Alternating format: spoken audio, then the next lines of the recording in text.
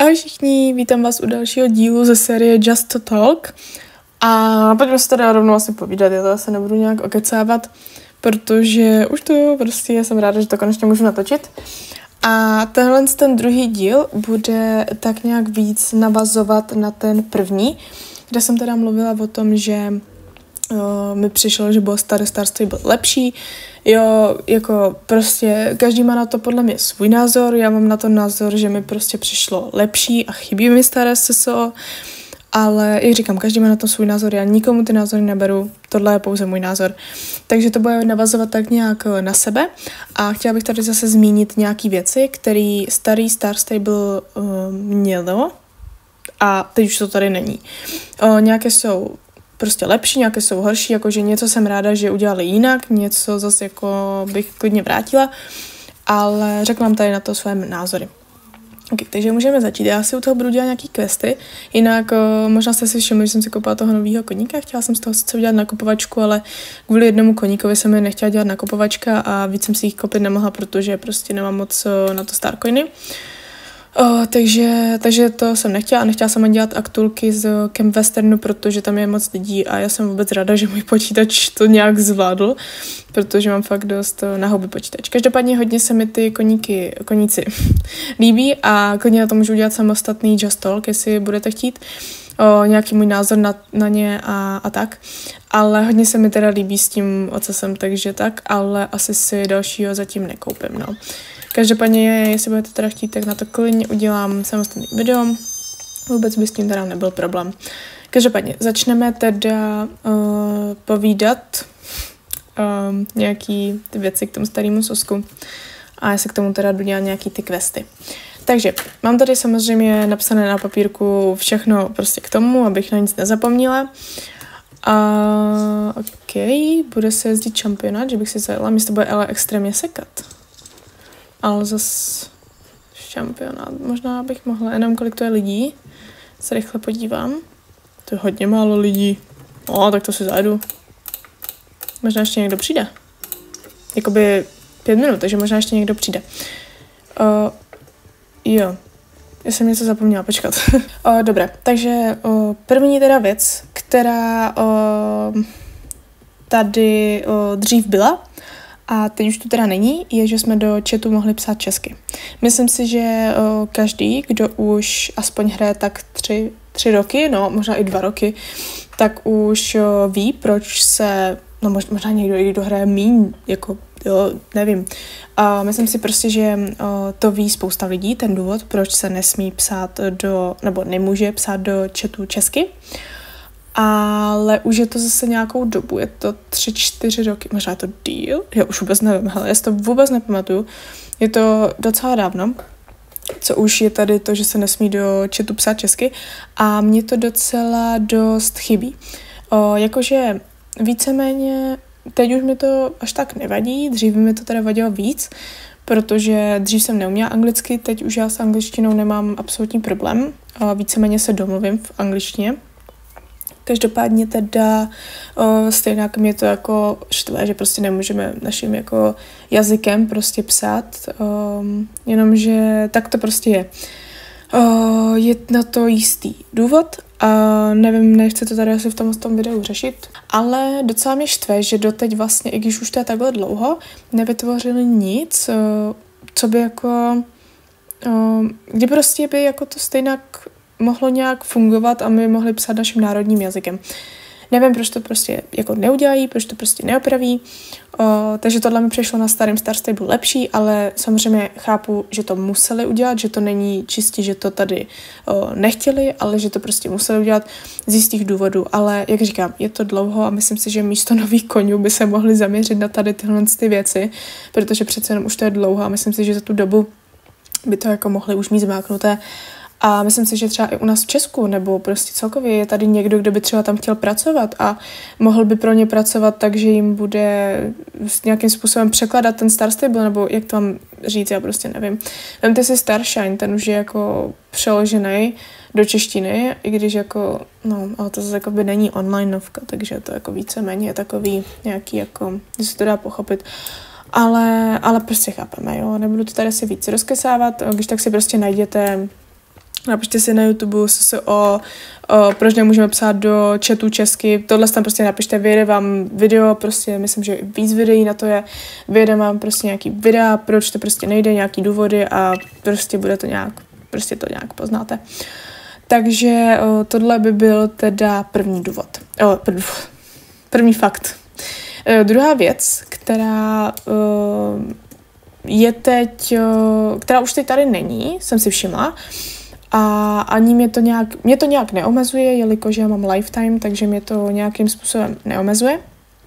Jo, trošku se mi to seká, trošku se mi to bude sekat, já jsem vůbec ráda, že ten počítač ještě rozjedu, takže se trošku omlouvám za určitý lagy. No, každopádně ta věc je teda, že dřív byl přepravak za Starcoiny. Proč tady mám napsané Starcoiny?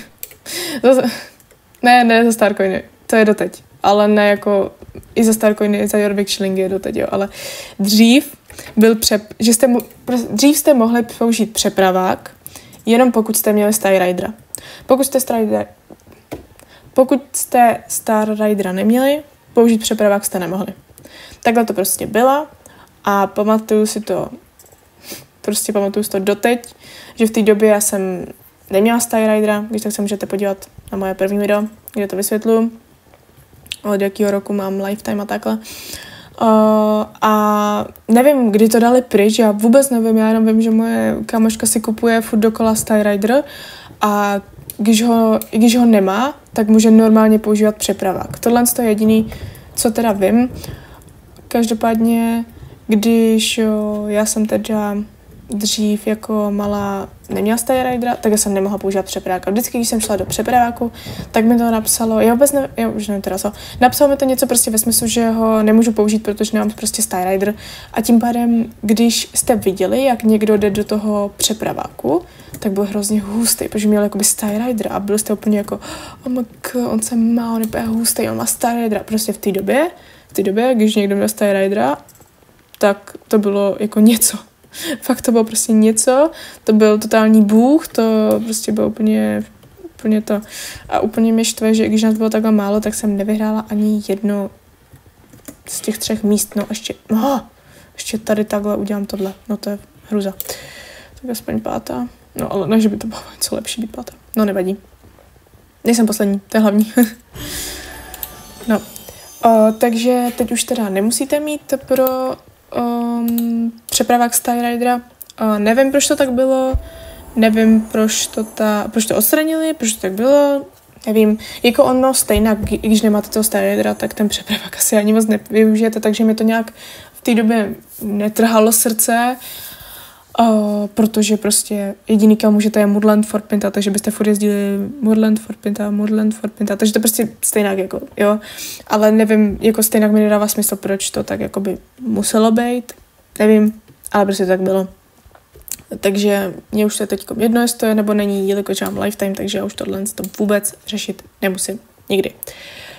Tak, další věc, kterou tady mám napsanou, jsou, že já nevím, kdy to přesně odešlo. Já mám pocit, že to odešlo s updatem, kdy nám přibyly nové postavičky. A počkej, se chci teď podívat, já potřebuju... Jo, tak já tam dojedu a potom vám to ukážu. To, co mám chtěla ukázat. Každopádně, myslím, že to odešlo s updatem, kdy přišly nové postavičky.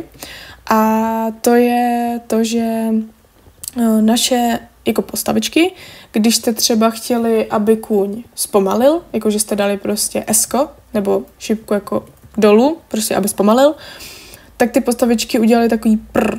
Prostě, já nevím, jak to myslím, to je hrozně trapný. Prostě udělali takový prr. Jo, prostě, jak na koně prostě, jo. A teď už to nedělají postavičky. A hrozně mi to chybí, protože prostě je to koňská hra a tohle se normálně jako dělá, když chceš, aby kůň jakoby zabrzdil, jakože aby zpomalil, tak se tohle normálně používá takhle na toho koně. Já vám tady dám nějaký videozáznam, kde to ta postavička dělá. Tohle vím, že naše postavičky dělaly a tohle mi hrozně moc chybí a hrozně mi vytáčí, že teď už to tady nemáme. Fakt jako extrémně mě to vytáčí, protože prostě reálně tady v té koňské hře prostě jako Já nevím, prostě to tady podle mě patří a já spíš nechápu ten jako důvod, proč to odstranili. To mi prostě hlava nebere. Jakoby proč? A já vůbec nevím, jestli jdu dobře. No, víceméně. Takže prostě hlava mi nebere. Risknu to. Proč to odstranili? Vůbec to nechápu. Takže starosta byl poprosím nějaký fakt dobrý důvod, protože to absolutně nechápu. Why? Why prostě? No. Dobré. Takže tohle mi tady fakt chybí. No. Další věc, která dřív tady byla a teď už to tady není, je, že když jste dali call for pickup, tak to mělo jiný sound a nepotřebovalo to vaší odpověď, jestli jste si prostě jistí. Jo? Teď, když dáte call for pickup, jo, prostě dáte call for pickup, tak se vás to zeptá, jestli prostě tam jako fakt chcete prostě jet, jo, a tak jako a vy musíte dát, jestli jo nebo ne, jestli to byl třeba překlik, nebo to nebyl překlik. Myslím si, že to je jako fajn, protože fakt třeba se můžete stát, že si chcete dát, já nevím, třeba settings a nechtěl v té rychlosti takhle jakoby kliknete call for pickup, když to třeba děláte na notebooku, na takovým tom touchpadu, nebo já nevím, jak tam prostě vysvětlit, takovým tom prostě takovým tím, prostě ne myší, ale takovým tím na prst, chápete? Tak třeba, když tam právě se nějak jako překliknete, tak, že prostě jste třeba chtěli dát něco, prostě já nevím, třeba stičit jenom zvuk a nechtěli jste dali právě ten call for pickup a ono vás to tím pádem jakoby pick-uplo už domů a byli jste jako úplně naštvaní, že prostě vás to pick-uplo a byli jste třeba daleko od stáje, takže jste museli používat třeba přepravák, abyste se tam znovu dostali a zase jste museli tím pádem utrácet ty šilinky. Jo, takže mi to přijde jako lepší, ale co už se mi tolik nelíbí, je ten sound, je ten zvuk, který změnili a dřív tam prostě bylo takový telefonek, nebo já nevím, jak to vysvětlit. A přišlo mi to teda hezčí, samozřejmě prostě staré se bylo nejlepší, jo, už si to říkala několikrát, ano, ale prostě tak to je. No. Takže tohle je teda věc, která mi teda přišla lepší, ale jak říkám, teď mi přijde zase lepší to, že to po nás chce teda to, jestli jsme si prostě jistí nebo ne. Já už skoro budu tam, kde jsem vám chtěla ukázat tu jednu věc a do té doby ještě v rychlosti proberu tady jeden ten bod, který tu mám, doufám, že to stihnu do té doby probrat, a to jsou hodiny. Takový ty prostě hodinky ručičkový, který máte prostě na mapě, a teď tady zrovna žádný nemám, tak v nějakém updateu, já už nevím, to je tak možná i měsíc, možná 2, kdy prostě bylo řečeno, že se to odstraňuje z toho soska a že teď prostě už tam nejsou žádné hodiny, takže nemusíte čekat na další den. Jo, když jste to museli buď předplatit, nebo čekat na další den, s těma hodinama teď už ne. A přijde mi to jako hrozná škoda, protože podle mě to mělo takový kouzlo, už jen z toho důvodu, že jste potom nebyli na tom sosku takovou dlouhou dobu, protože už jste měli ty questy udělaný a nemuseli jste si to všechno udělat za jeden den a byli jste jako, že bože, já musím počkat do zítřka. Ještě k tomu prostě, já nevím, prostě tam to kouzlo úplně, když jste úplně napjatí, jak to skončí a prostě musíte čekat do toho zítřka, a nebo taky nemusíte a můžete si to předplatit, jo. To mi přišlo prostě lepší, jakože jo, sice to stálo nějakých 75 Starcoins a doteď to tam je, takže já vůbec nevím, jak je to teď s těma hodinama, ale slyšela jsem, že prostě už úplně vymizí, ale nevím, absolutně to netuším, protože furt tam máte možnost přespat za 75 Starcoins, takže vůbec nevím. Každopádně mi to přišlo lepší. Dobré. Takže teď se dostáváme k tomu, co jsem vám tady chtěla ukázat, a to je toto. Tady tohle. Starší hráči určitě budou vědět. Já vůbec nevím, od jaký doby to tu je, mimochodem, jo? Vůbec netuším. Totálně jsem to neviděla ani v žádných aktulkách, nevím, jestli si to nikdo třeba nějak nevšiml. Já jsem jako ze začátku, když jsem si vytvořila ten účet, tak jsem se toho taky nevšimla. Všimla jsem si toho až po chvilce. A novější hráči teda asi vůbec nebudou vědět, ale starší hráči 100% budou vědět. A jako upřímně jsem ráda, že to teď je takhle, protože to už mi vytáčelo. Kdysi tady byly schody. Já vám tady dám opět nějaký video.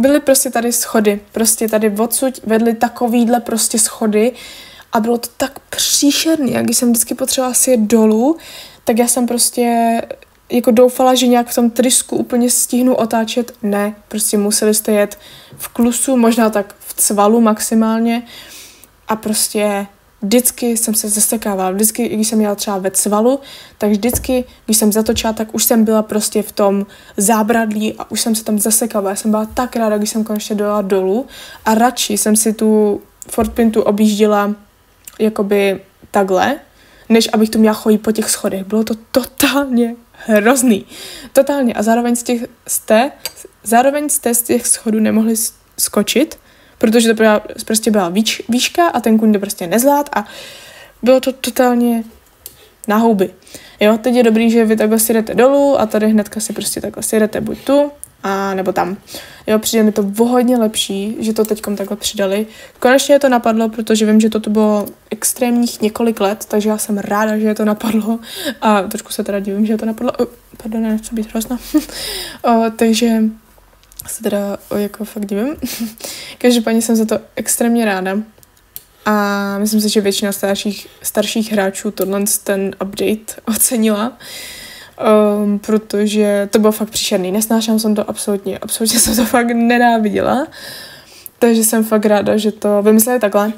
A i se mi to tu jako trošku víc možná hodí, tak jo, takže to by pro dnešní video bylo všechno.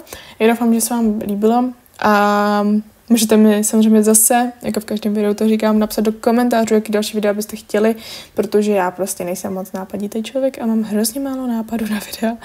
Takže byste mi klidně mohli napsat do komentářů, jaký video byste chtěli. No a to bylo prostě všechno. Takže se mějte hezky, užívejte si života, užívejte si hlavně Star Stable, protože je to dobrá hra. A tak ahoj.